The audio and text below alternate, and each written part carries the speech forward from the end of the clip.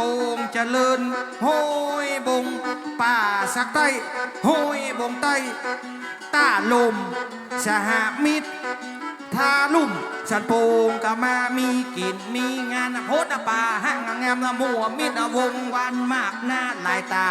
12หมู่บ้านจ้อยตัดแต่งแปลงตาจึงน้อมนำมางานบุญครั้งนี้ครบว่ะล่องโคตรนี่อย่างมามี2 ตีมัน2ล่องโคตรน่ะแล้วจะจวนนายมานาอ่างจางอะอย่างโคตรบ่ฮู้อะอย่างโคตรบ่ฮู้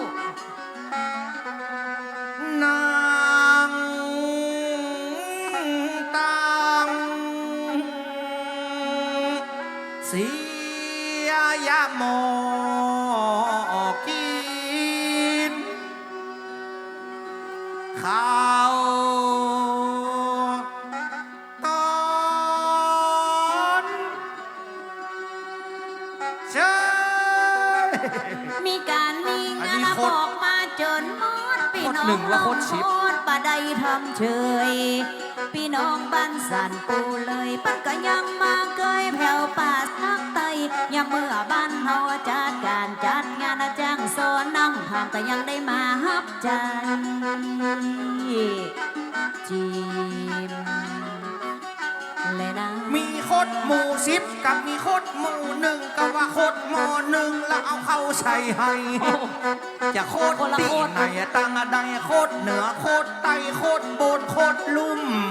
มาพอกับตั้งข้างเวทีถ้าโคตรตั้งนี่เป็นโคตรคนหนุ่มโคตรอันนี้รับประโยชน์ตั้งลุ่มเป็นโคตรนะกับคนมีเงินโคตรนี้หมู่อย่างเจ้าหมู่1ก็ว่าหมู่10ฮะหมู่3โคตรละมันมี2หมู่มีหมู่1แล้วก็ตึงหมู่10วันนี้ตึงบ่เฮอได้วิทย์พี่น้องเปิ้นมากันหลังตึงบ่ว่าบ้านไกลตึงบ่ว่ากับบ้านไกลแล้วก็ทานตะวันเปิ้นมาช่วยกันกำเป็นว่านั่งตั้งนี้ป่าห้างงามเลยนะเป็นว่าเปิ้นนั่งตั้งข้างป่าห้างงามเปิ้นก็มาจัดลายสวัสดีเจ้าตึงเสื้อขาวเสื้อลายนั่งเรียงยายตึงเฮาตึงหนุ่มเฮายังบ่เคยหันป่าห้างงามอันนี้เปิ้นเป็นวัยรุ่นบัดเดียวเปิ้นนั่งอยู่กันตั้งร่วมกันเดียวเปิ้นจะยืนนะคนใบเอ้ยดอกบางหน้าอันนี้ไม่เลี้ยงอย่างเจ้าเป็นว่าพี่น้องป่าห้างเปิ้นก็งามตึงในจิตใจวันนี้มานักมาหลายเสื้อขาวเสื้อลายนั่งอยู่ตั้งหน้าสวัสดีเจ้าพี่น้องศรัทธากำเดียวเปิ้นจะเมตตาตึงใบแดงใบฟ้านี่ป่าห้างนี่เปิ้นอย่ามาก่อนนะตัดตีดงเวียงนี่ตกตัดหมู่เป็ดป่าห้างงามนี่ตกตัดหมู่ชำเจ้ามึงว่าใครจะมาก่อนกันระหว่างหมู่ชำกับตึงหมู่เป็ดโอ้ทั้งงานนี่เป็นไผ่ตั้งได้สวัสดีเจ้าตัวอีนายเปิดมาหวานมาเวทน้ำใจว่าจะโจกมาแจกละอีน้องพ่องพันถามรายชื่อรายน้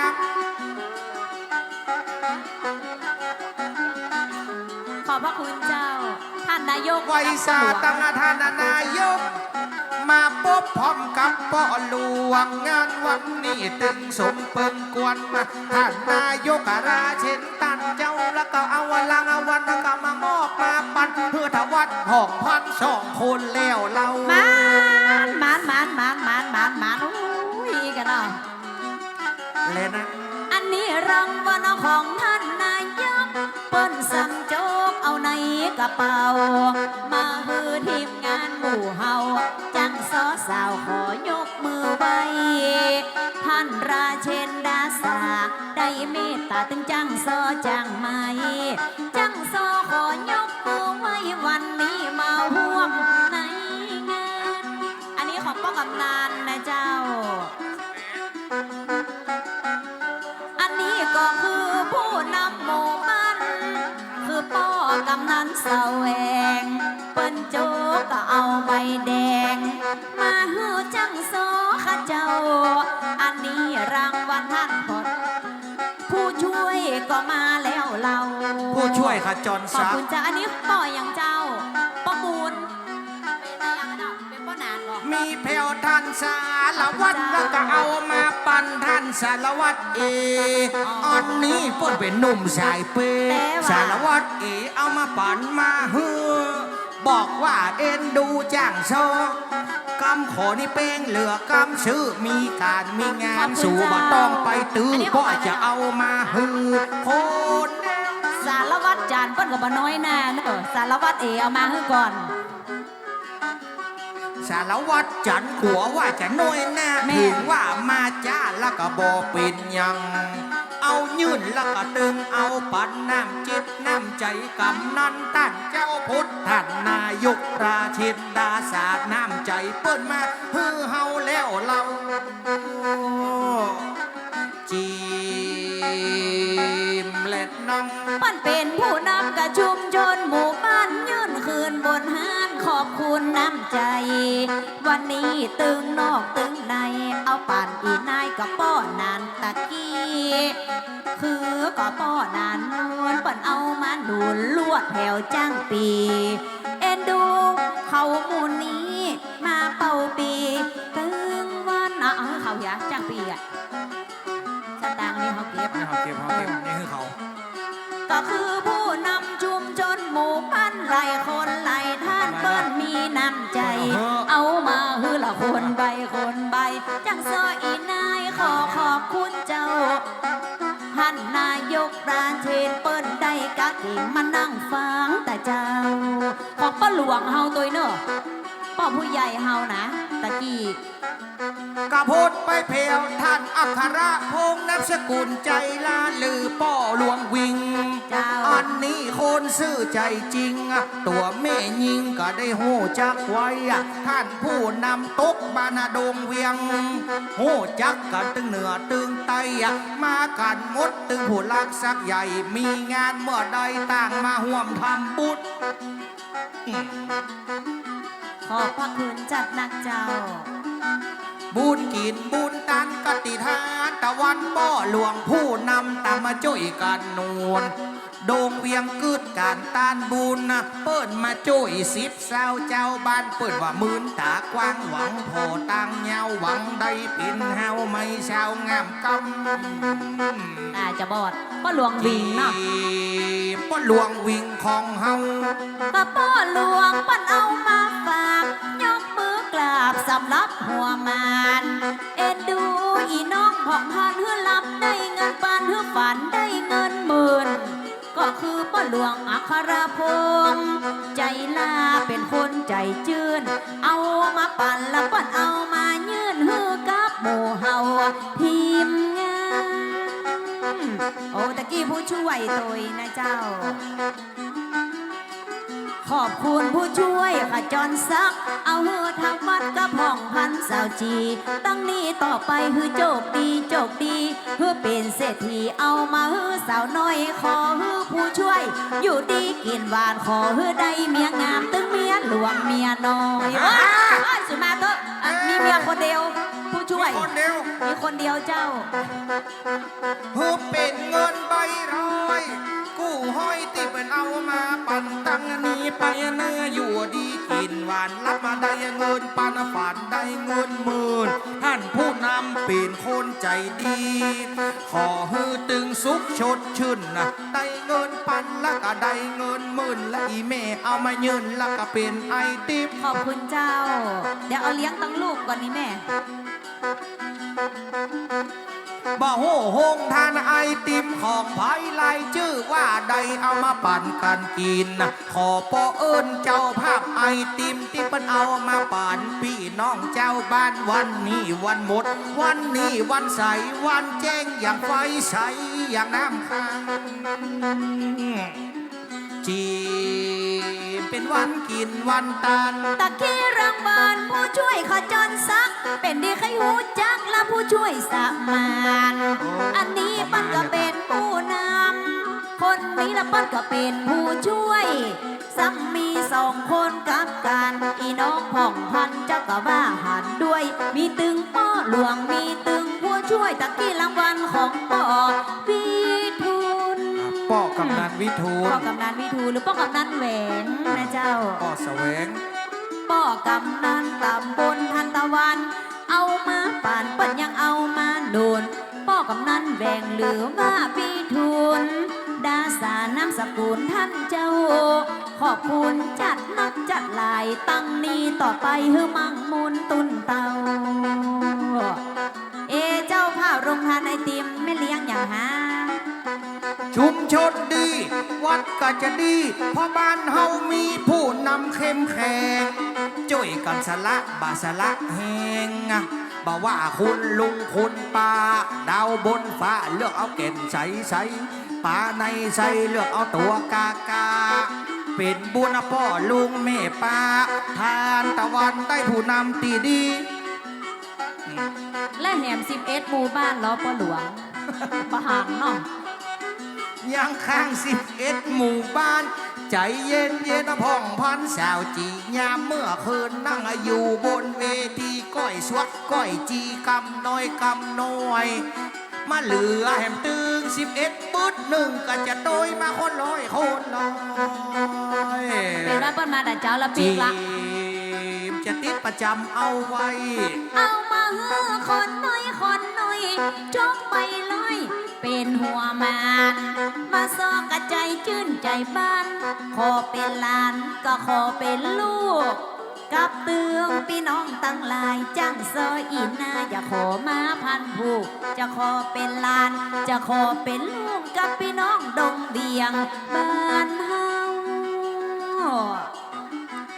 เดี๋ยวมาติดประจำปล่อยหน้าจะมาแหม ดงเลียงมันอย่างมาม่วน ได้มีส่วนร่วมตึงกลุ่มบ่าวกลุ่มสาวโรงทานเอามาเลี้ยงบ้านเฮาเจ้าภาพเก่าเอามารับตอนฮือพี่น้องก็ได้กินตึงใจตึงยิงเพราะเปิ้นมีความพร้อม ก็ช่วยกันกัน และน้อง เปิ้นว่าพี่หูสองเปิ้นว่าน้องหูหนึ่งบ่ใจภายในอื่นก็โคตรบ้านเดียวกัน สามัคคีมันก็คือพระลังแข่งตึกรถถังเขายังโย่เข้าอู่ดงเวียงกืดกินดาตาจัดการจัดงานช่วยกันเป็นกู้ช่วยกันมดเอิ้นกันตึงหมู่เพราะว่าดงเวียงไพบ่ได้อยู่คนเดียว แม่นละเจ้า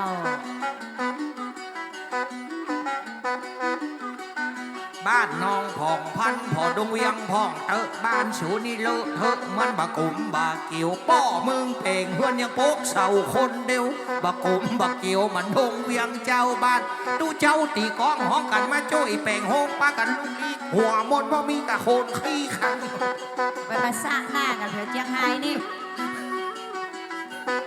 พอไว้ ความสามัคคีละไมตรีพร้อมพร้อมตึงปีตึงน้องปั้นกะตึงช่วยเหลือมาว่าบ้านใต้มาว่าบ้านเหนือตึงผัวตึงเมียป้อใหญ่แม่ใหญ่ มาช่วยกันแต่งมาช่วยกันดาคณะศรัทธาบ้านเหนือบ้านใต้จากงานน้อยเลยเป็นงานใหญ่เพราะป้นช่วยกันโทกันทำ หน้าที่ไผ่หน้าที่มันคนละไม้คนละมือ มาช่วยกันกำมาช่วยกันตุ้มคนเน่าคนหนุ่มปั้นเอากันเป็นกัน สามัคคีอันนี้ก็คือพลังเปิ้นมาช่วยกันตึงหนุ่มตึงเท่าบ่ว่างานบ้านงานวัดงานบาคณะศรัทธาเป็นกันเป็นเก่าจีมและน้อง ลองโคตรก็นักสัตว์ผู้เลยก็นักเปิ้นว่า10 ตอกมัดตึงว่าเน้นเต้าไว้หมู่3หมู่4สามัคคีรวมใจพดไปแผ่ว5 6 7 8 9 10 11ตกไป12ต่างได้มาหอมมาต้อมมาเวทมาช่วยกันหามกันเบกเอาจนเป็นการเอาจนเป็นงาน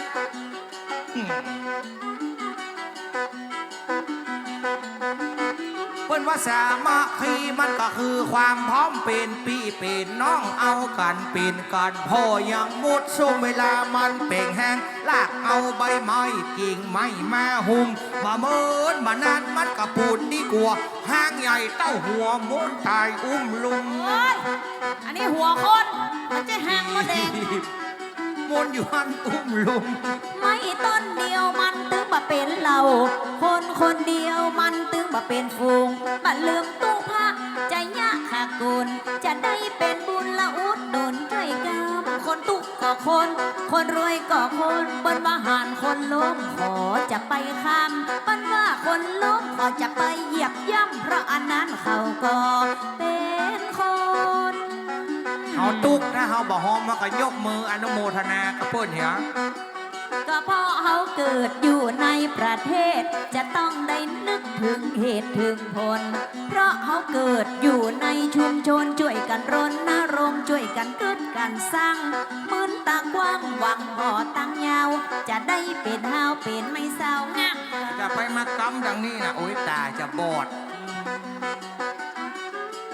และน้อง คนทุกคนเลยนี่มันมีหลายอย่างนะโลกมีหูฟังสวรรค์ซ้ำมีตา พระอินทร์พระพรหมลิขิตคนเกิดมาบังคับบัญชาวาสนาการแกล้งบางพ่องเกิดมามีปัญญาสะมองเป็นเจ้าของล้านทองเป็นเจ้าของล้านแบงค์ไอ้วัดเกิดมาวาสนาหน้าแห้งโป๊กขลับล่องเล่งหามีทองแทงเดียว โอ้ยมันห้องคำเต็มกุยจะมีการมีศีลเนี่ย หากินกับโชหัวมนก้นสุกตุกบ่แป้จะตุกอกปอปิ่นปิวเอาปิ่นจ้างโชนี่น้ำลายปอเหนียวเอ็ดเอวก็เพื่อเอาใจเจ้าบ้าน บุญมีบ่ตายได้เป็นนายกสักกรรมไอ้ทวัดบนผ่านจะแจกคนละ10 ล้าน อ๋อประเดี๋ยวนี้มีกี่ล้าน ว่าเดี๋ยวนี้ตุกอยู่มันไหลตุก ตุกหยัง สปะตุกกับเป็นซุปเปอร์ตุกเกิดเป็นมนุษย์มันแสนตุกหัวใจตุกเข้าวินเลย โอ้โหสีบันหลอดกะบ้านเอ๋ยมึงสีจะบันหลอดแรงนี้ฮะกะอันยังอ่านล่ำเหลือโอ้อันยังนะ ตุกเข้าวิทย์แรงตุกเก่งวิทย์ง่ายตุกกล้าตุกไข่มาได้กำให้ขี้ดอก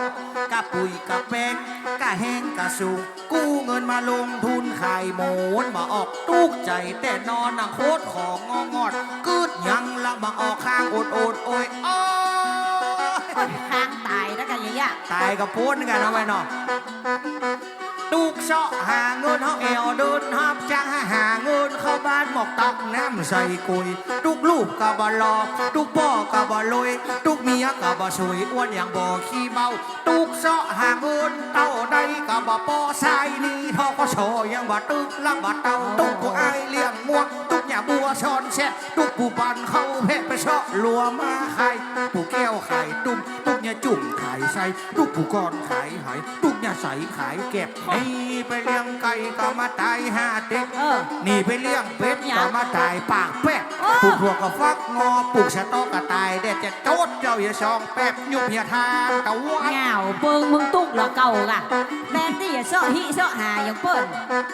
เออ ตุกหิตุกหาตุกสารพัดตุกยามนอนรับยังบ่ได้นอนมอนยามรับบ่ได้กินยามกินบ่ได้นอนตุกหิเงินทองมันบ่พอใส่นี่ชื่อหวยก็บ่ถูกลูกก็ซ้ำมาหลายบ่ล่างจะตุกเอาตายก็เพราะหวยงวดนี้ แหมหวังดีครับหวยบางรวยกับป่อเมียมันฮือกะอย่าลอยอ่ะ หวยเอ้าหวยตึงบ่ลอยสักตึงอาจารย์หมอเมื่อจะไปเชื่อมันยัง เป็นไง เลขดีเลขเด่นเลขเก่งเลขดังพ่องรับฝันหันว่าพี่ผู้จัดมาเล่าพ่องรับฝันหันจ้างเข้าหูปูพ่องฝันหันว่าหนูลู่สามหูขี้เต่าโต๊ะบ้านปูสีฝันยุบหีคนเท่าไปชื่อช่องเก่ามันยังบ่เข้าชัก ก็มาไปยุบหาตายอย่างตัดห้าน่ะ มันฝันนะโอ้ยมันฝันน่ะ ฟันอย่างล่ำเหลือ ก็คนมันฝันน่ะ นี่ยุบกับมีผลเลอะยังบ่ยุบเปิงอ่ะ บางพ้องกับฝันว่าออก366จกแตงจนมดมันชดออก633ซื้อเลขบาปปิ้นเลยบาได้กินสักกำตกบ้านปี้คำฝันพวกมันมาบอกเฮ้ยเสียเลขมันบ่ออกแปลงหน้ายุ่งหน้ายีน้องมีก็มีตื้อบ่ซื้อ โอ้ธรรมโมสังโฆจ้าง ปีย่างก่อนทวัด ฮะ ไอ้หวังดีกับหวยหวังรวยกับแชร์ไอ้บัลลาบกะ ไอ้หยัง กับหวยเนี่ยงวดแล้วมึงเสี่ยงไปเท่าไหร่3,000 ปลายเน สา อะ มปันปลายอีเฮ้ย เออ บักไก่บักไก่อีแม่ งวดแล้วมันออก73มึงซื้อหยัง ฮะ มึงซื้อหยัง 58 เงา ไก่ไปน้อยเดียวเหมือนไร ไก่ไปหน่อยเดียวกะ ก็ต้องไปกว่างกับหวยอะพองพันนี่เอาอย่างแม่คำนี่ อืม โอ้เหลียวไปทันใดกับปิ่นสตังค์ เออ ไปต่งไปนาได้ปลามาเป่งปลาชมปลาจอมเป่งห้า อืม เป็นสตังค์ทั้งนั้นบ้านเฮาทาง ก็ ตะ น่า วัน กะ นี่ ฮือพ่อเบิ้นกะ อ้าว กะตัวเก้าเนี่ย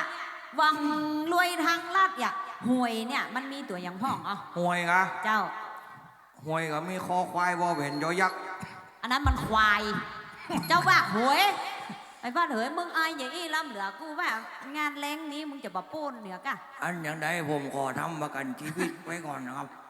ไอ้กูถ้าอย่างได้ชอบกู้ท่องมาสเปรย์วันละกัน ว่ามันตายคำพามมันหนงเวียงนี่ครับ โอ้ยวัดมึงไปอู้อ่านเรื่องตายเนี่ย อหยัง มันใจอ่อน คนเฮาเกิดมาถึงที่ตายทุกคน ก็แม่นะ หอหีบวอเวนยอยักษ์ มันมีความหมายไอ้หูก่อ หวยก็คือหวยมีความหมายอย่างใด หอหีบนี่หูก่อว่ามันหมายความว่าใด หอหีบคือ หายันนะ หอหีบนี่หายยังนะ นี่ วอเวนแล้ว วอดวาย วอดวายยอยักษ์ ย่ำแย่ยับเยินเนี่ยหวย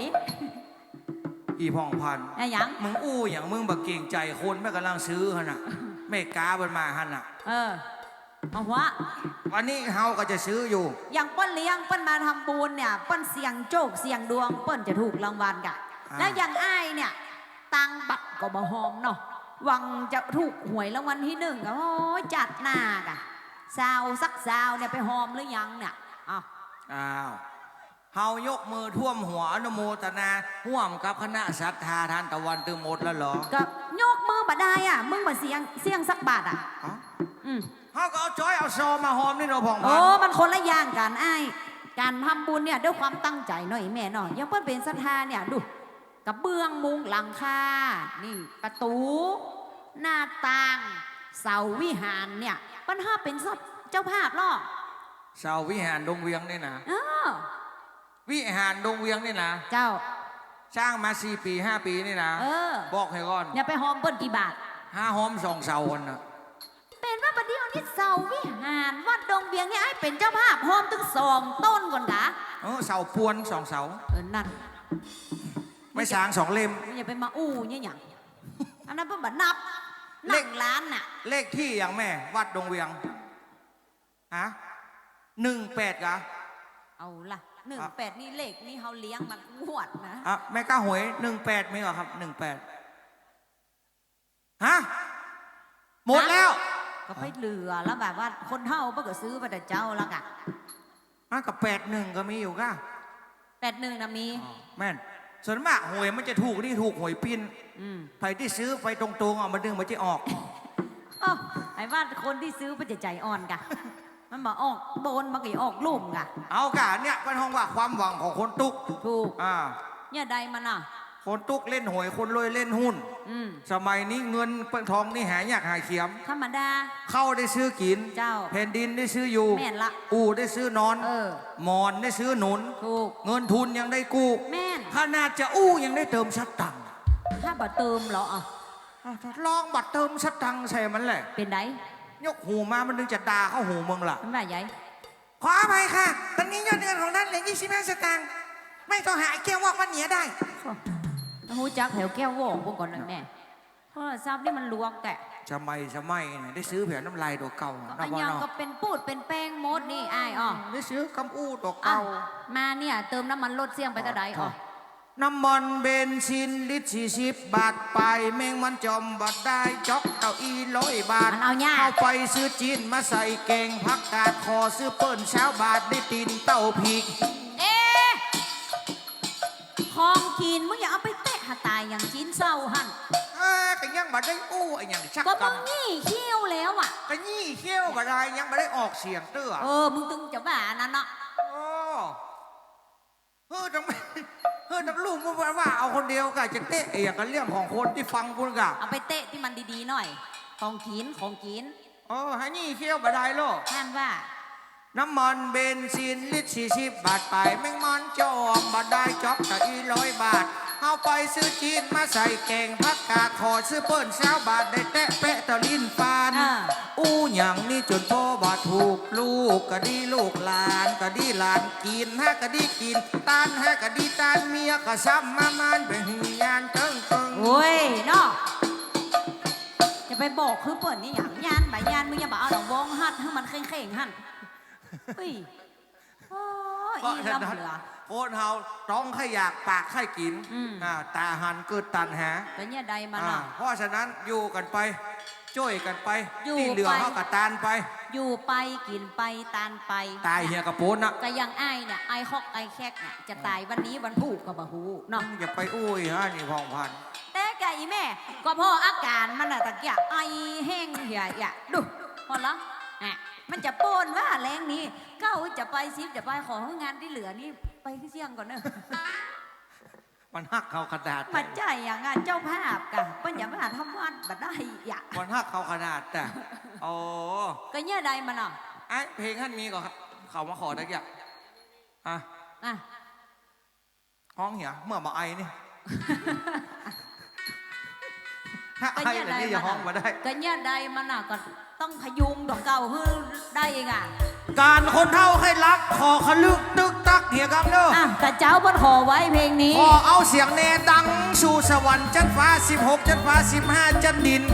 อ่ะ จันสวรรค์ที่6มหาจตุราชิกา สุดท้ายที่ป่าเหี่ยวนะจ๊ะ ว่าสถาดงเวียงวันนี้ได้กินแล้วตานแล้วกินใหญ่ตานใหญ่ สูงแล้วก็ต่ำดำแล้วก็ขาวยาวแล้วก็สั้นมันแล้วก็คอนนอนบ่ตื่นฟื้นบ่มี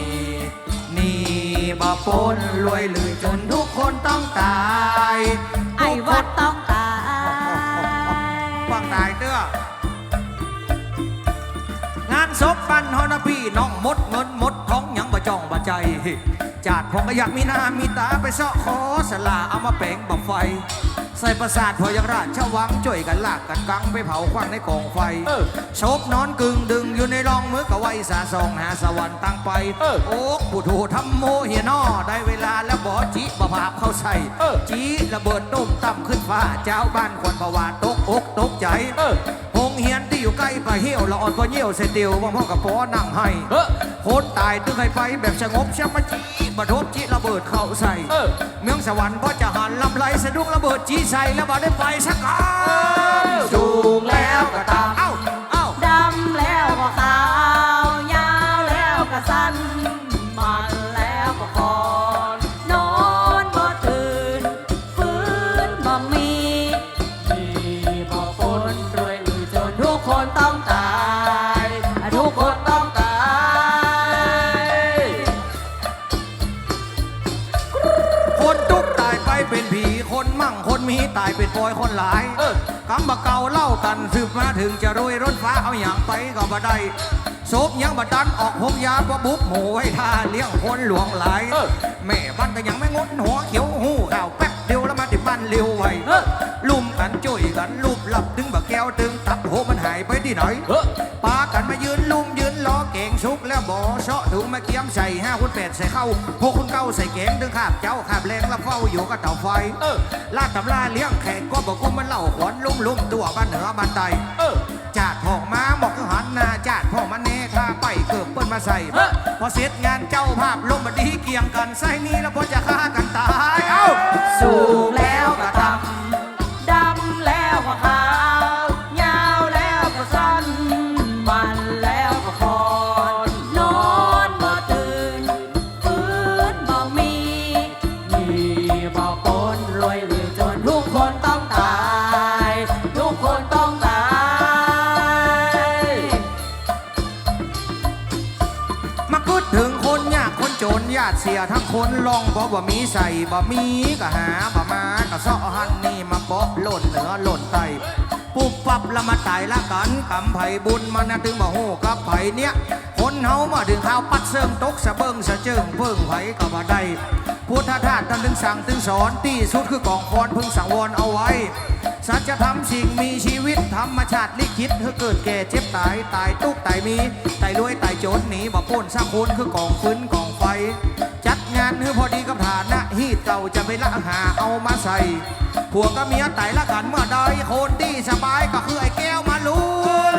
สูงแล้วก็ต่ำดำแล้วก็ขาวยาวแล้วก็สั้น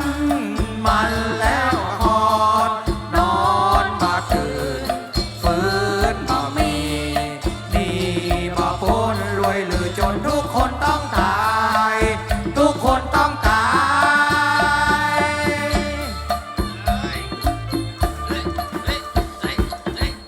หมดลมขอบพระคุณครับ เล่นน้อยมนุษย์โอ้ยอีล่ะชื่ออย่างลูก เข้าฟัง ถ่ายรูปก่อนถ่ายรูปก่อนกล้าถ่ายรูปแหมร้อยนะลุงเนอะ เอ้ยลวดเดียวกันเนี่ยกะ